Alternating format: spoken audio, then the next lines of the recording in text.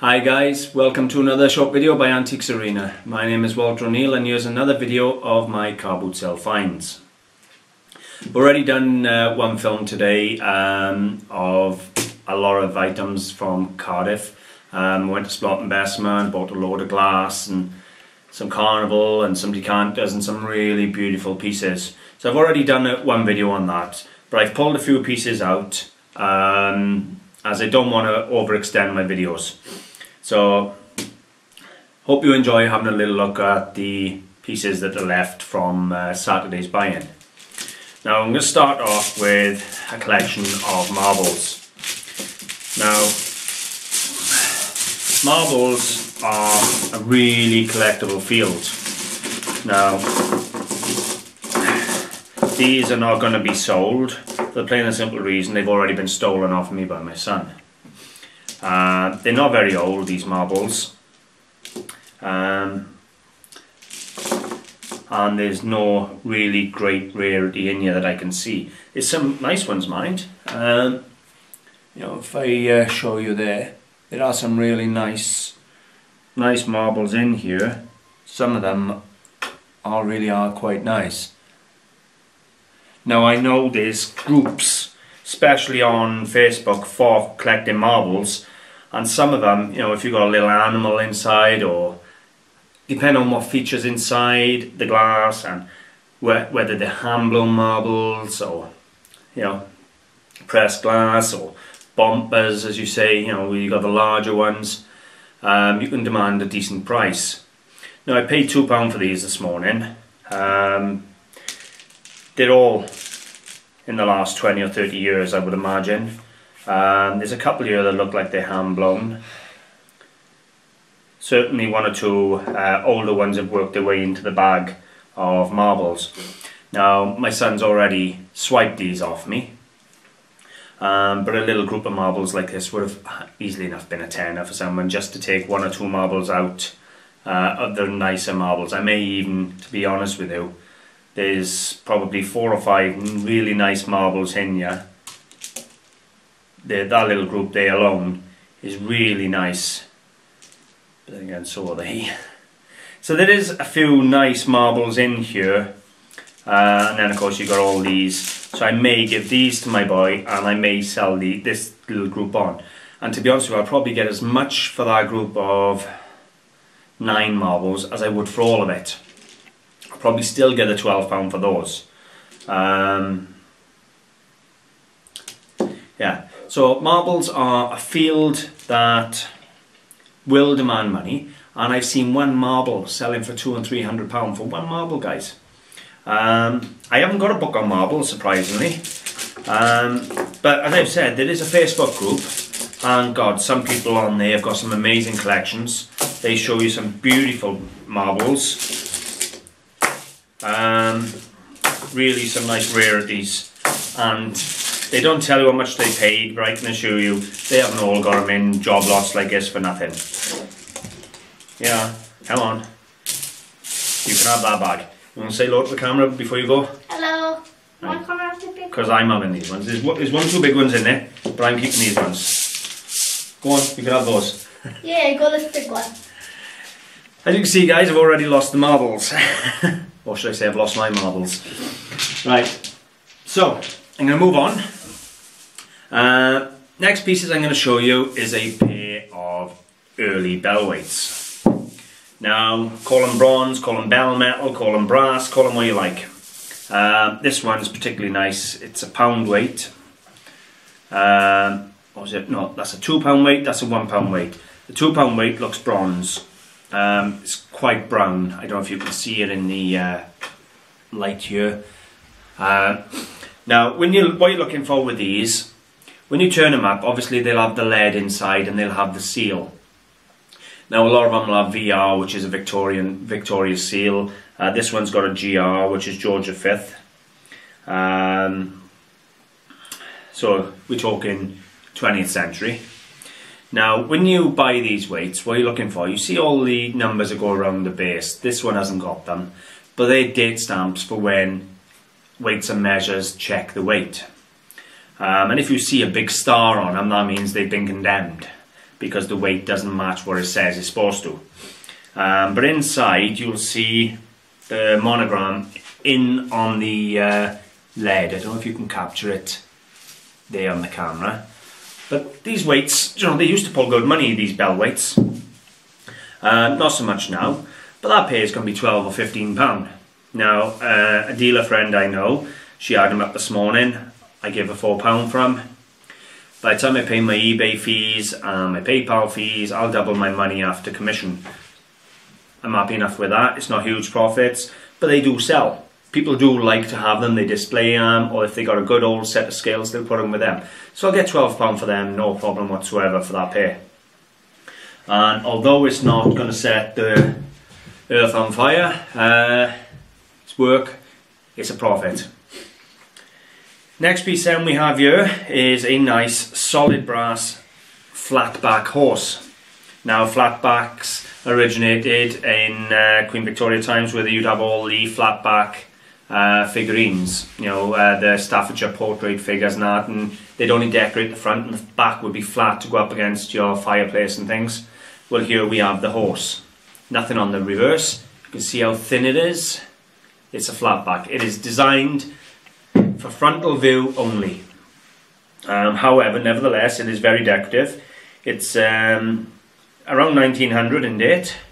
Nice little patina, nice casting. Not a lot of weight, it's about half a kilo. But it cost me £3, guys.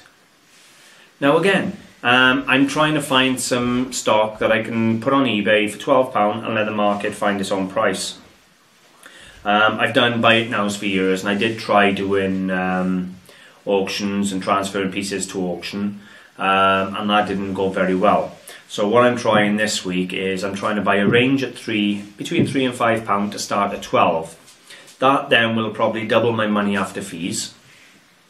But if they start running, if they all go for 12, then I've doubled my money at the end of the week on 20, 30, 40 pieces. If a few of them run to 20s or 30s, then obviously on each item is an extra £10 or £20 on again. It's just an experiment I'm going to run and just see. So I'm looking for stuff that's still old, still quirky, in good condition, that costs me so little that I can put it on for £12 and run this experiment. So, as I've said, now normally I'd put that on my shop for £20 to £25 and wait for an offer. But I'm going to put it up for £12 on an auction and see what happens. You never know, it may sell for 12, it may sell for 20, but for £3, I don't really care.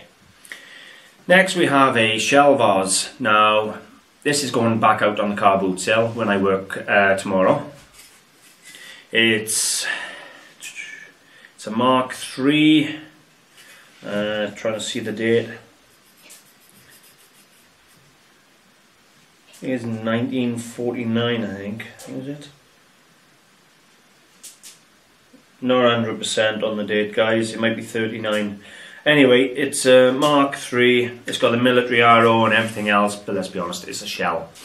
Nobody else is going to have a weapon big enough to fire that other than the military. Didn't really need to find the arrow. It came in this morning, it was £1. A whole £1. What am I going to get it for it? Probably 8. It'll go back out and get the tomorrow, and to be honest, I sell them so easy. I'll chuck £10 or £12 on it, and whatever offer they give me over a £5, and it's gone. Failing that, you know, there's a kilo of brass. So I can go in the brass box if needed, and it'll still give me a profit. But either way, I like buying shells. People like to have them in the house, and you know, they feel they got a bit of history. And what a cheap way of owning a bit of history, do you know what I mean? So, again, it's just a bit of working stock. Most of what I'm showing you today in this film is working stock, except for one item.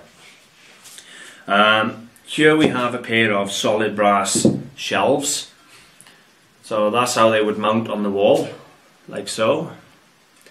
Very decorative, as I've said, they're solid brass. They've no age. In my opinion, there's no age to them at all. 20, 30 years if we're lucky. But tell you what, the pair of those in the corner above a fireplace or something like that with a nice bit of porcelain on really will look nice. And they were £1.50 each, so again these are going out for £12 on eBay. and I'm going to see what they bring.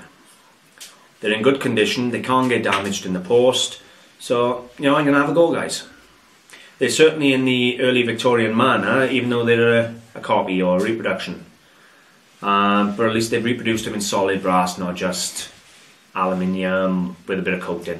So they're alright, and again, they're going in the experiment. Next we have this massive pot here. Now, what is it? 100%? I don't know. I got an idea what it is. It's terracotta based, so the main body's terracotta, and then it's got this green majolica over it. It's got the two handles on the side, and this sort of balls or ribboning coming around here. If I turn him up, you can see the base. You can see this thick majolica finish dribbling around the edge, and then the terracotta base again. Now there's no marks or anything. Now what I think this is a bit of Belgian majolica. Now you all see the Belgian majolica, you know, turn of the century majolica and that, and some of it can pull money, some of it don't. This is such a large piece. It really is a good looking piece. It's got some chipping. It's chipped here at the bottom of the handle, it's chipped on the rim here, it's flaking here to the majolica again, and another chip on the top of this handle. When you say it like that, it sounds terrible. However, with a large piece, it's an antique, it's 100-year-old, it cost me £3 this morning, guys, and I can tell you now, I bought this to go in my plant pots, and it's going to go in my garden, and it's not going to have a plant in it. It's just going to go in my garden as a little feature in the corner, and if it fills up with water and becomes a bird bath or something like that, I don't mind. But it's just going to sit in the corner of my garden when I do the garden and just be a decorative piece. For £3, I don't care, and if the frost gets it and destroys it, it doesn't matter. If I was going to sell it, I'd be asking £20 or £30 for it anyway. But I couldn't buy a pot this size from a garden centre for £20 or £30 that looks this good. So I'm happy enough with my money. Put the money into it, and it's going to go in the garden. Finally, the biggest piece I bought today. Dearest piece I bought today too.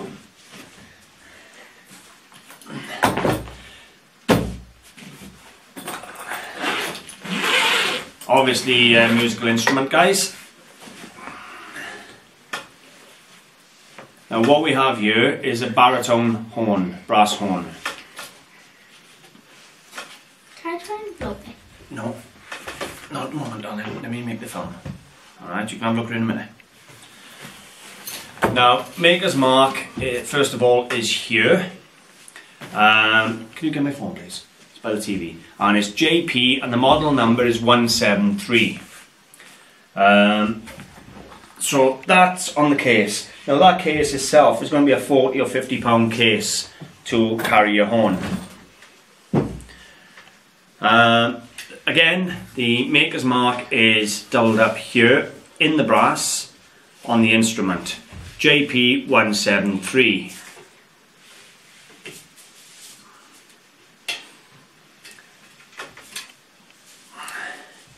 Now, the horn is going to need servicing. The valves are sticking. They're not seized, but they're certainly sticking. So whether I replace the valves, or to be honest with you, they'll probably just need a clean.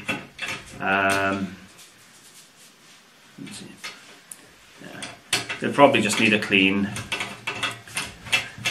and an oil. No. That wasn't a good idea, guys. There we go, back on. So, anyway, as I was saying, the valves are sticking, these two. They were up earlier and I forced them down, so that's my own fault. There's no dents, there's no corrosion. It's a bit dirty.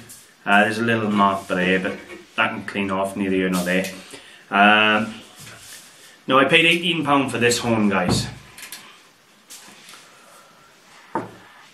18. The case is worth more than £18 for the horn. However, whilst I was sat in the car having a cup of tea after buying it, I decided to have a little look on my phone. And I'm going to show you what I found now. I went straight to the actual site that sells them. Now the JP, bear with me, the JP stands for John Packer Limited, and they're baritone horns. And they start John Packer JP 173 Mark II baritone horn, all the way up 273 baritone horn, 373, 301 and so forth. Now, dearest price on here for the baritone horn, believe it or not, is £4,500.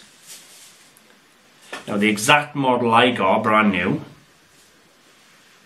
hang on, bear with me, it's refreshing the page now. Right. Mine is this one here, guys, on the left. It's JP173, and as you can see, £409 to buy. So to buy this horn brand new from these is £409.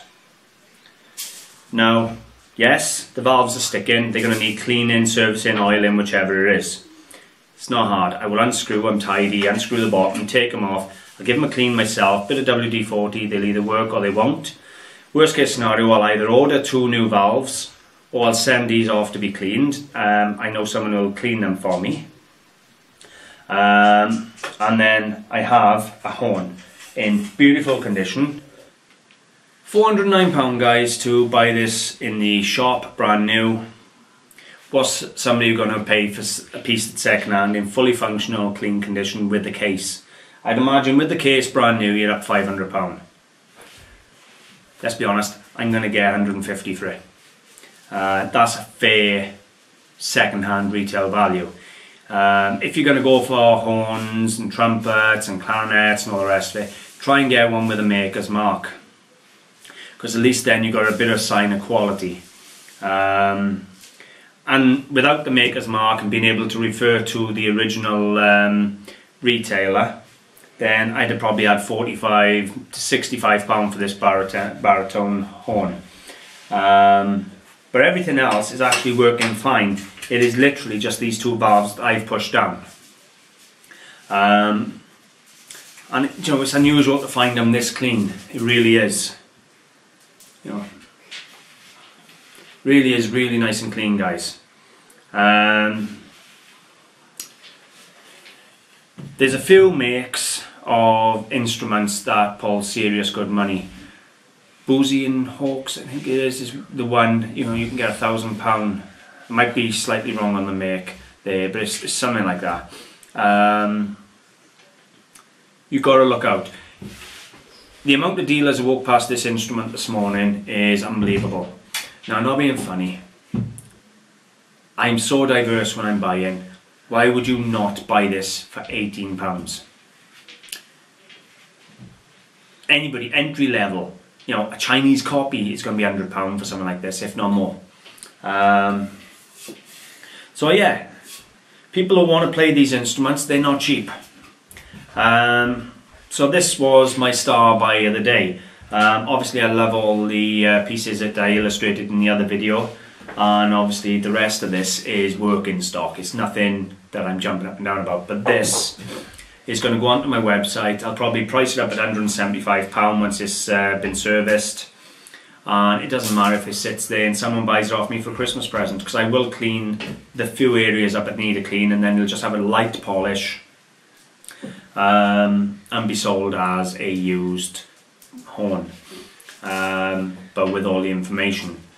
What more do I want? £18 into 150. You know, that's not bad. That really isn't bad. And if someone does bite and give me the 175 for it, then happy days. And if they make an offer, if they came in and offered me 125, guys, it's over £100 of profit. Now, if you could do that on 5 items a week, you're jumping up and down happy. So don't limit yourself to one field, guys. If you buy glass, start learning something else. If you buy metalware, start learning something else, and so on. Just be willing to buy anything. There's nothing I won't buy for resale. My final piece is a solid silver brooch. Now, there's the brooch, guys. It's solid silver and enamel. Now the enamel is a dragonfly. Now I paid £1 for that this morning. Along with it was a little gold loop clip for a necklace and another solid silver Art Deco clasp off another necklace. Worthless realistically now, probably more for my scrap box, but if I get a string of beads that's got a broken clasp or missing a clasp, then to be honest with you, this piece, being the solid silver and Art Deco and in working condition, will replace any damaged ones I get. That cost me £2, guys, for the beautiful, beautiful brooch, that clasp and that. Now it's probably £2 of gold by there. That little tiny circle clip is probably £2 of gold. Be surprised. So my money will be back there on that little gold. That's going in my box, and so is that. I'm really happy, guys. With the stuff I had in the other video, with all the working stock, a bit of experimental stock for eBay and the horn. It's been a really good day. The weather's pretty crap out there. It's not looking good for Gethley Gate tomorrow unless I want to take a submarine to Gethley Gate rather than my car. So it might be Bessemer Road or Bridgend. It's a dry day tomorrow, but we're having so much rain I can't see the fields being on, which is pretty crap. Anyway guys, I hope you've enjoyed seeing these few bits. If you have, I really would appreciate a like and a share. I've got 246 subscribers, so thank you very much for that. Happy's just come in. So, lost my chain of thought there. Yeah, I'm up to 246 subscribers, so thank you for the support. I would really appreciate likes and shares, guys. So if you can help me to get out there, I'll be really, really grateful. Don't forget to subscribe. You'll find us on Facebook, Antiques Arena. We're on eBay, Antiques Arena Clearance, and we have our own website, antiquesarena.co.uk and .com. I've just been asked to open this, so let's have a look now. Is it present? I hope you like it. It's off your children for Father's Day. And there's a really nice Matt Smith present, just been bought for me off Sandra for my kids for Father's Day.